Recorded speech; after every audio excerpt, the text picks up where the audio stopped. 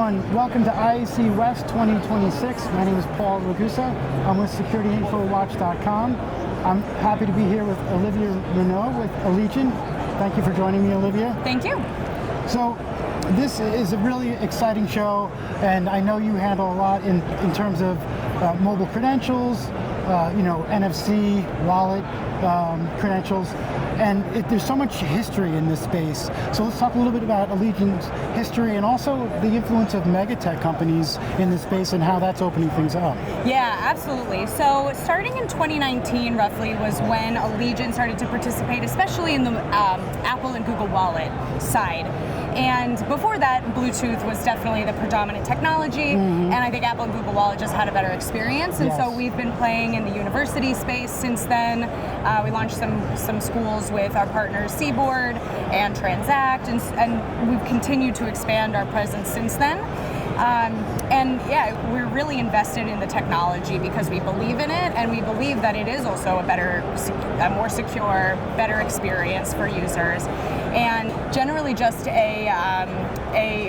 has a longer life than maybe a piece of plastic does. Oh yeah, absolutely. We'll get into some of those advantages in a little bit.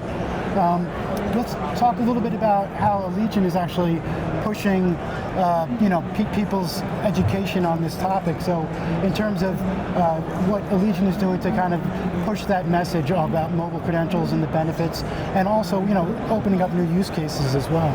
Yeah, we've been really fortunate to be the first in a lot of different categories, and so sometimes being the first means that you do have to communicate first and you have to take the charge in sharing those messages. So from Resident Key and being the first to launch with Resident Key, to supporting Google Wallet and being the first to launch the Google Pixel Watch experience.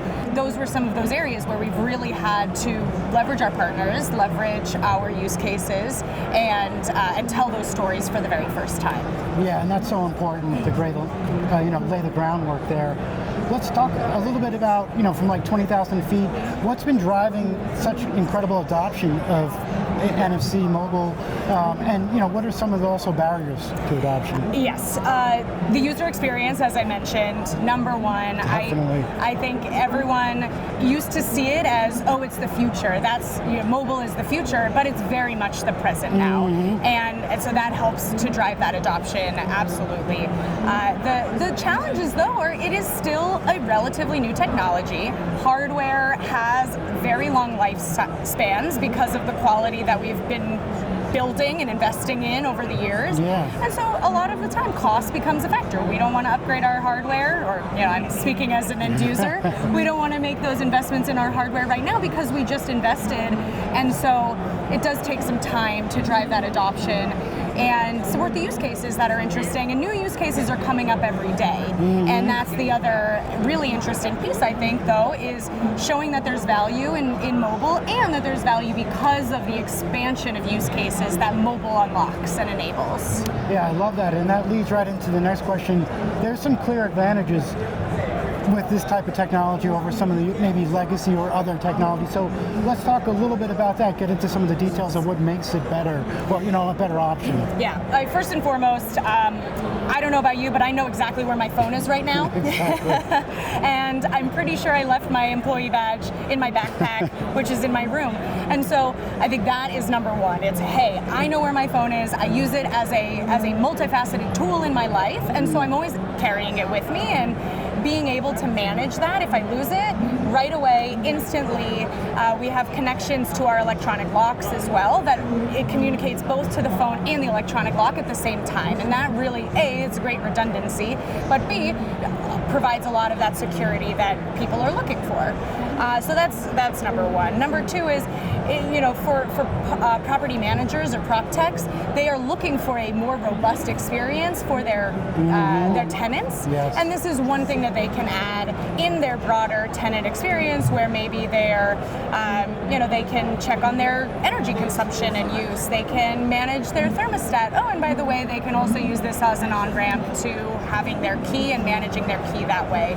So I think a lot of that, just from the security side, is, for me, would be the top.